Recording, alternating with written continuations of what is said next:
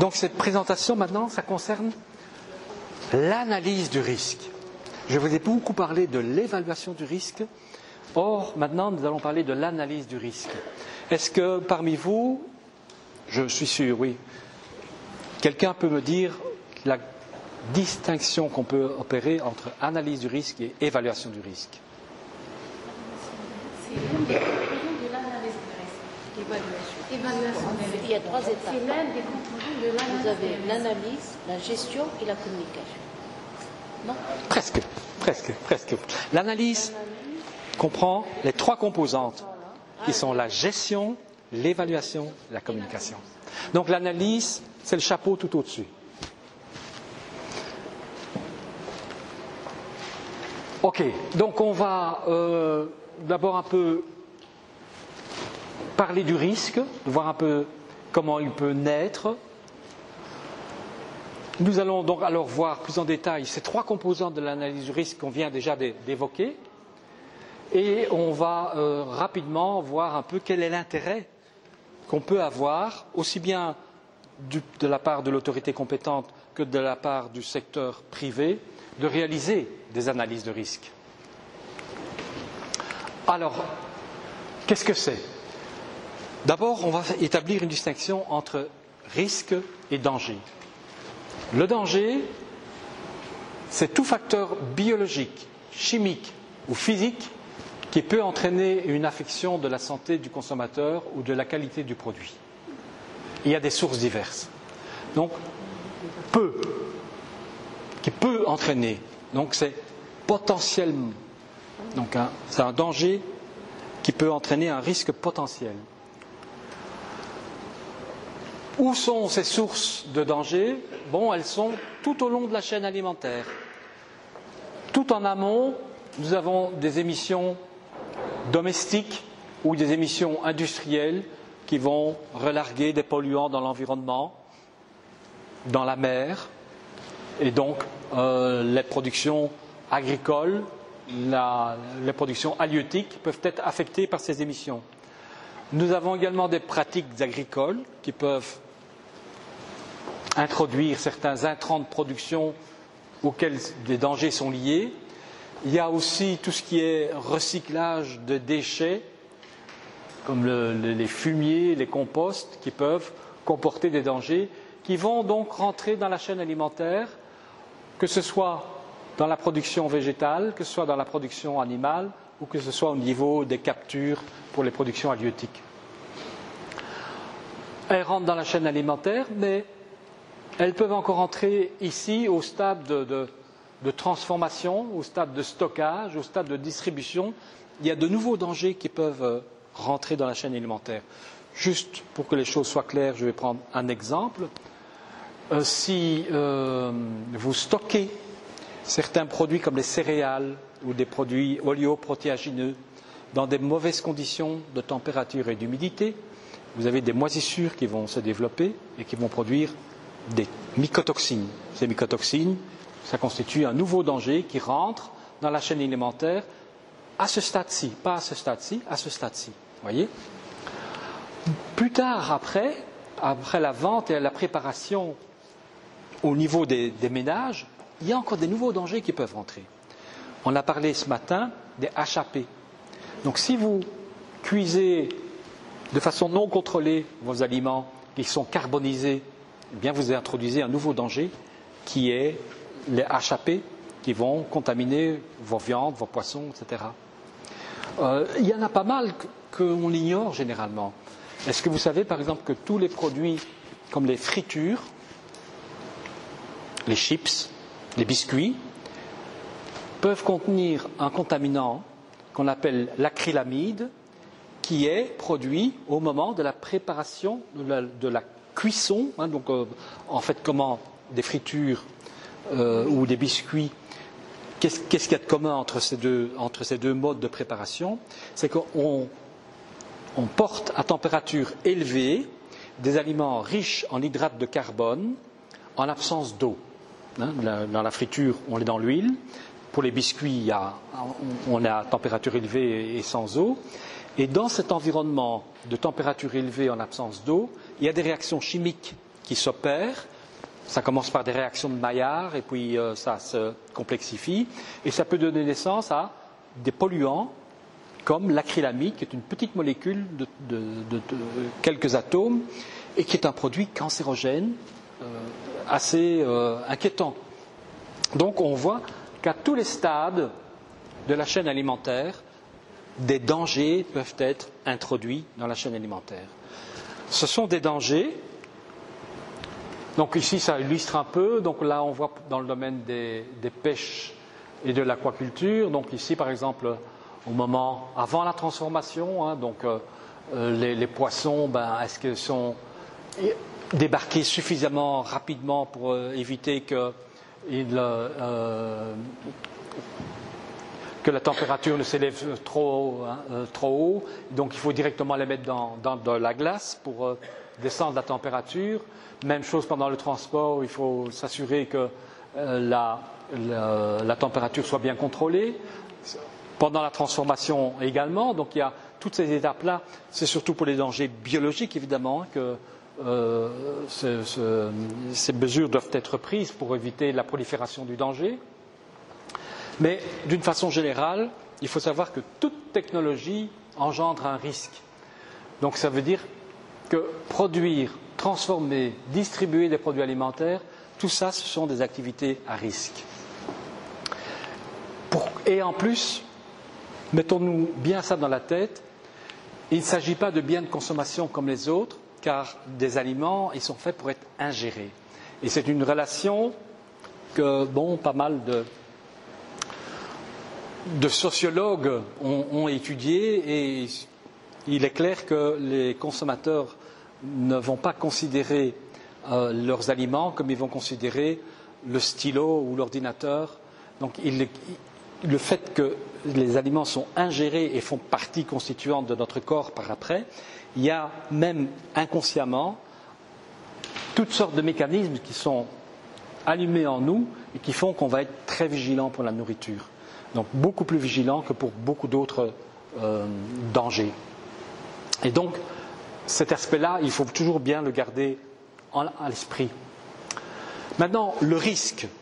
Donc on a vu les dangers qui rentraient dans la chaîne alimentaire à différents stades, mais ce n'est pas parce qu'on a un danger qu'on a un risque.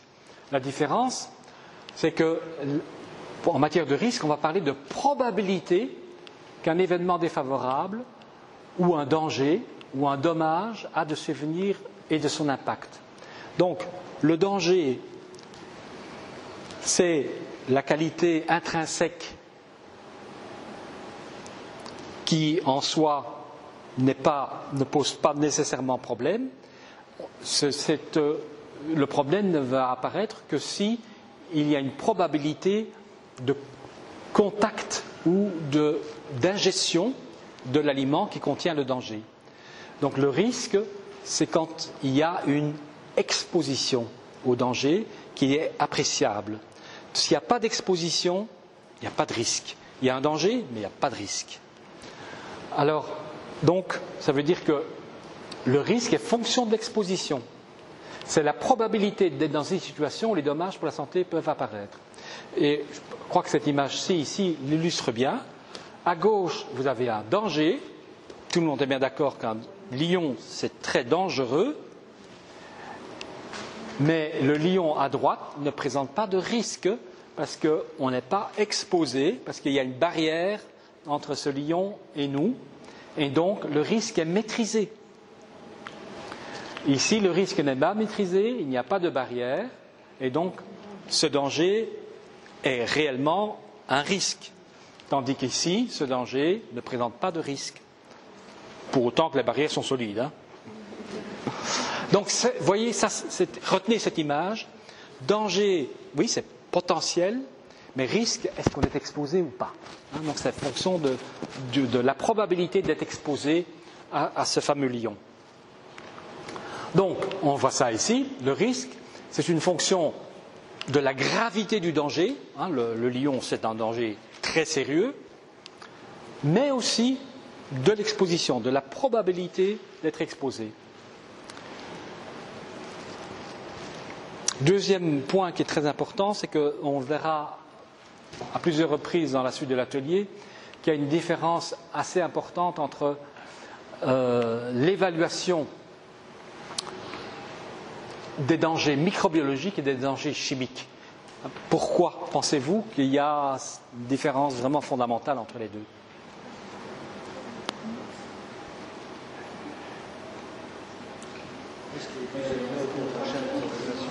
Pardon? On a un risque plus élevé qui se multiplie au cours des chaînes de fabrication. Voilà. Donc pour les dangers microbiologiques, il y a un risque de multiplication. Donc il y a un mauvais contrôle de la température, le danger peut se multiplier, peut se propager, peut se disséminer. Tandis qu'un danger chimique, ce n'est pas le cas. Donc ça, c'est une première différence entre danger chimique et danger microbiologique. On verra qu'il y en a d'autres par après, mais c'est la plus importante.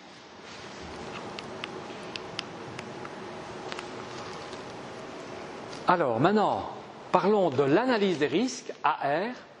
C'est une approche scientifique et structurée qui identifie les dangers connus ou potentiels, qui évalue le niveau de risque, probabilité multipliée par impact, donc ça c'est l'évaluation des risques, qui contrôle et réduit le risque, ça c'est déjà la gestion du risque, qui informe les producteurs et les gestionnaires au sujet du risque, ça c'est la communication sur les risques. Donc vous voyez ici, dans ces 4 points, nous avons les 2 premiers qui concernent finalement l'évaluation du risque, le deuxième concerne la gestion du risque et le troisième concerne la communication sur les risques. Et donc, l'analyse de risque, c'est un outil d'aide à la décision pour identifier les priorités, quels sont les risques principaux et les mesures de gestion importantes. Donc l'analyse des risques va aider le gestionnaire de risque à prendre des actions là où c'est vraiment nécessaire. Il doit réaliser des priorisations. Les moyens sont limités, les ressources sont limitées, donc il faut que le gestionnaire de risque sache qu'est-ce qui est le plus important à bien contrôler. Alors, quelles sont les composantes de l'analyse de risque? On le sait maintenant. Il y a 3 entités. Il y a l'évaluation du risque, et donc on le répète ici, c'est une approche scientifique. C'est un travail de scientifique.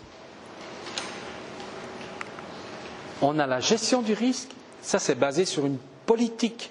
C'est quelque part une autorité qui décide, je veux faire en sorte que X% de la population soit protégée de tels dangers sanitaires.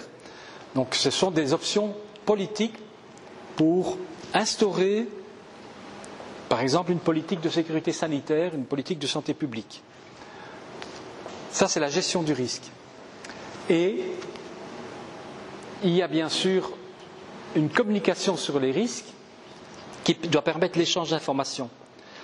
Puisque, comme on l'a dit, l'évaluateur de risque doit pouvoir travailler en toute indépendance, sans qu'il y ait pression de la part du gestionnaire du risque qui, lui, est intéressé par des aspects économiques, des aspects sociétaux.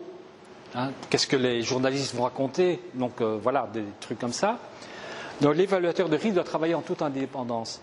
Mais ça ne veut pas dire qu'il n'y a pas de communication entre l'évaluateur et les gestionnaires de risque. Et donc, il faut qu'il y ait une communication sur les risques qui permette aux évaluateurs et aux gestionnaires de risque d'échanger. Il faut aussi pouvoir échanger avec les parties prenantes, c'est-à-dire avec les consommateurs, avec les producteurs. Ils doivent aussi pouvoir être informés, et donc tout ça se fera par la communication sur les risques. Alors dans ce diapo ici, on peut retracer un peu comment les choses se mettent en route. Au début, on part d'un système très imparfait. Il n'y a pas encore pratiquement de contrôles qui sont réalisés et il faut quand même débuter quelque part. Alors on va débuter ici, chez l'autorité compétente, qui prend une décision en matière de gestion du risque. Par exemple, elle décide de faire des contrôles, de salmonelle sur les poissons débarqués. Voilà, elle prend cette décision-là. Et donc, elle met cette décision en œuvre. Donc, des inspecteurs sont envoyés pour prendre des échantillons. On fait un suivi, une surveillance. Des analyses sont produites. On a des rapports. On peut faire un bilan. Et on tire des conclusions de ce bilan. On trouve, par exemple, qu'il y avait pas mal de poissons qui contenaient des salmonelles. Donc, il peut y avoir des préoccupations. Est-ce que c'est un gros problème que dans X% des poissons débarqués, il y avait des salmonelles ou est-ce que ça n'en est pas? Alors, le gestionnaire va formuler des questions et il va proposer ces questions à l'évaluateur de risque. Donc, pour mieux gérer le risque salmonelle, il va poser des questions à l'évaluateur de risque en disant « Je vous fournis quelques données, dites-moi quelles sont les priorités à prendre, quel est le risque pour le consommateur, est-ce qu'on peut accepter cette situation ou pas, est-ce que… » Voilà. Et là, on rentre dans le bleu, on rentre dans le travail de l'évaluateur de risque, qui travaille de façon indépendante. Donc, un évaluateur de risque, ce sont des scientifiques qui proviennent d'universités, de laboratoires, qu'on réunit ensemble dans un comité, on va appeler comité scientifique ou un dispositif d'évaluation des risques. Et ces gens-là vont collégialement examiner toutes les données qui sont à leur disposition. Ils vont collecter des informations dans la littérature sur le danger et ils vont réaliser l'évaluation du risque en tenant compte de l'exposition possible du consommateur. Ils vont en sortir une conclusion sur l'état du risque et ils vont la communiquer au gestionnaire du risque qui, lui, va à ce moment-là pouvoir faire un nouveau choix d'options. Par exemple, va se dire apparemment il y a plus de problèmes sur telle espèce de poisson, plus sur les poissons que sur les mollusques. Donc on va plus concentrer les efforts de salmonelle sur les poissons. Par contre, les virus semblent être un problème plus important sur les mollusques. Donc pour les mollusques, on va plutôt travailler sur les virus. Donc il y a des choix d'options qui sont dessinés et ça va permettre de prendre des décisions de gestion du risque qui sont plus ciblées, plus fines, qui tiennent plus compte de la situation. Bien entendu, il faut tenir compte également d'autres informations. Il y a des aspects techniques qui peuvent intervenir, il peut y avoir des problèmes financiers qui peuvent intervenir, il peut y avoir des facteurs sociopolitiques qui peuvent intervenir, et tout ça est pris en compte par le gestionnaire de risque. Lui, il doit faire en sorte qu'il trouve un bon équilibre entre les moyens qui sont à sa disposition et la protection de la population. Et c'est lui qui fait le choix des options, c'est lui qui prend les décisions, c'est le gestionnaire de risque. Et cette roue peut tourner, et elle va tourner, et au fur et à mesure qu'elle tourne, on améliore le système, on produit de nouvelles données, on génère des résultats d'analyse qui vont permettre de petit à petit améliorer le système de contrôle sanitaire. Donc, l'analyse de risque comporte de nombreuses étapes et des boucles de retour d'informations. Vous avez vu, ça tourne. On n'a jamais fini, c'est toujours des boucles. Donc, ça ne prend pas fin une fois qu'une décision a été arrêtée et mise en œuvre. Toujours, on se remet en question et on essaye d'améliorer la situation. Donc, ça nécessite une surveillance régulière de la bonne marche et l'impact des décisions. Donc, si notre gestionnaire du risque a pris une décision, un choix, une option de gestion des risques, eh bien, il faut que ça se traduise par une amélioration de la situation et que ce soit évalué de façon objective pour voir s'il était bien sur la bonne voie. Donc, les modifications éventuelles peuvent être apportées aux mesures de contrôle qui ont été mises en œuvre. Et donc, l'analyse de risque, c'est vraiment itératif et continu. Alors, le Codex Alimentarius émet quelques conditions pour l'analyse des risques. Elle dit que ça doit être une démarche structurée qui comprend les 3 volets distincts. gestion des risques, évaluation des risques, communication sur les risques. Elle dit qu'il faut se fonder sur toutes les meilleures données scientifiques disponibles.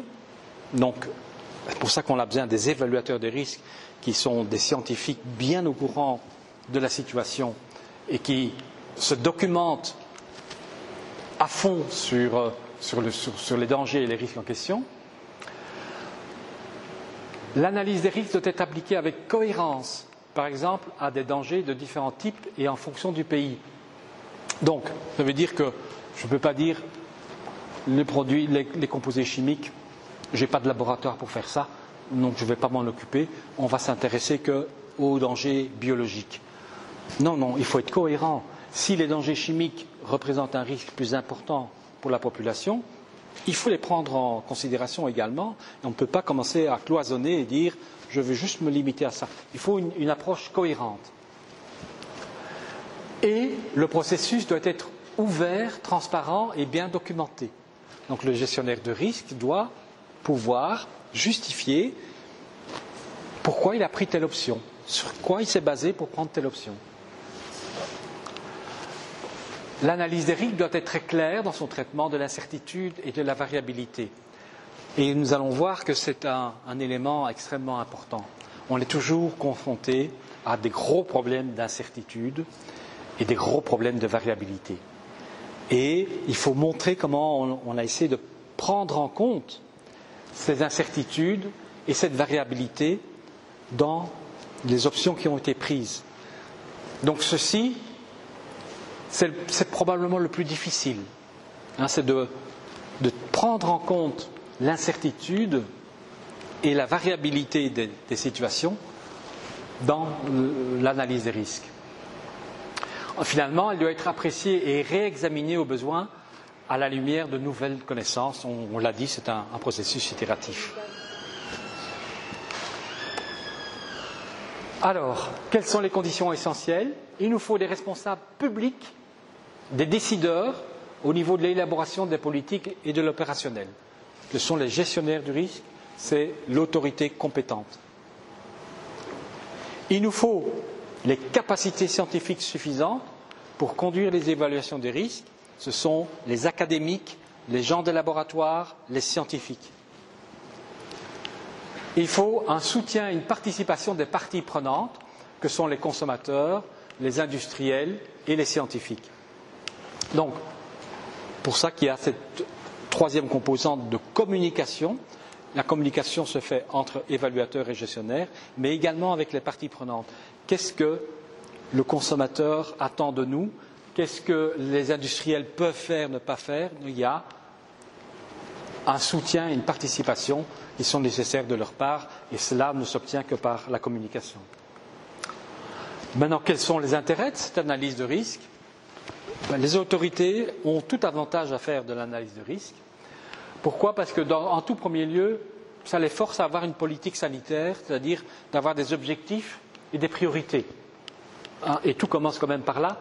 Donc, si on veut mettre en place un système, il faut d'abord avoir des objectifs et des priorités. Ça va aussi forcer à définir des normes, c'est-à-dire quel est le niveau de risque qui est acceptable. Par exemple, une limite maximale en résidus, par exemple une teneur maximale pour l'énumération d'une bactérie. Donc il doit y avoir des normes qui sont définies par les autorités. Et ça va leur permettre de construire le fameux plan de contrôle, la programmation des contrôles officiels, ce qui est le biais par lequel le gestionnaire, les autorités ont finalement le contrôle de la situation, en faisant le contrôle du contrôle. L'autocontrôle est réalisé par les opérateurs privés et l'autorité publique, l'autorité compétente, réalise le contrôle du contrôle. Vous pouvez m'expliquer la différence entre la politique sanitaire et le plan de contrôle? La politique sanitaire, c'est par exemple faire en sorte que le moins possible de personnes soient malades. hein, par exemple, qu'il y ait le moins possible de toxi-infections alimentaires. Ça, c'est l'objectif. Ça, c'est l'objectif que se fixe l'autorité. Tandis que le plan de contrôle, c'est vérifier ce qu'il en est exactement. Et finalement, tout ça permet aux autorités de montrer devant la communauté internationale qu'elle satisfait aux obligations, notamment accord SPS, mais aussi, par exemple, vis-à-vis de l'Europe, hein, donc de dire, voilà, nous avons une autorité compétente qui fait bien son travail, nous avons des normes élevées de sécurité sanitaire, donc vous pouvez importer nos produits. Ça, c'est l'avantage pour les autorités. Pour le secteur privé, ça leur force, en tout premier lieu, d'avoir une approche globale et intégrée. Souvent, on a, comme on dit, le nez sur le guidon, on ne voit pas très loin devant soi. L'industriel, il veut produire et faire beaucoup d'argent très rapidement. Ici, avec cette obligation de rentrer dans une analyse de risque, il est obligé d'avoir une vue générale des problèmes et il est obligé d'adopter une approche générale et intégrée, donc de pas simplement voir un aspect de sa production, mais tous les aspects qui peuvent jouer un rôle. Il est obligé d'introduire des mesures de maîtrise. HACCP, par exemple. Pour vérifier que son système HACCP fonctionne, il doit instaurer l'autocontrôle de façon efficace. Et donc, s'il a déjà réuni ces 3 premières étapes, il peut prouver qu'il a un système de management de la sécurité sanitaire qui est bien au point, et ça va l'aider à trouver de nouveaux débouchés commerciaux. Il va pouvoir montrer qu'il maîtrise bien la sécurité sanitaire de ses produits et trouver ainsi de nouveaux débouchés commerciaux. Voilà, donc, en conclusion, on confond souvent analyse du risque et évaluation du risque, hein, AR et ER. Pourtant, l'évaluation du risque, ce n'est qu'une des 3 composantes de l'analyse des risques. C'est analyse des risques ici. Hein. L'évaluation des risques s'adresse spécifiquement aux scientifiques, alors que l'analyse des risques concerne un public plus large, qui comprend autant les responsables d'administration que les scientifiques, voire des spécialistes de la communication. Voyons bien donc la différence entre évaluation des risques et analyse des risques. Voilà, donc ici on a maintenant terminé avec l'exposé. Alors on va fermer ça.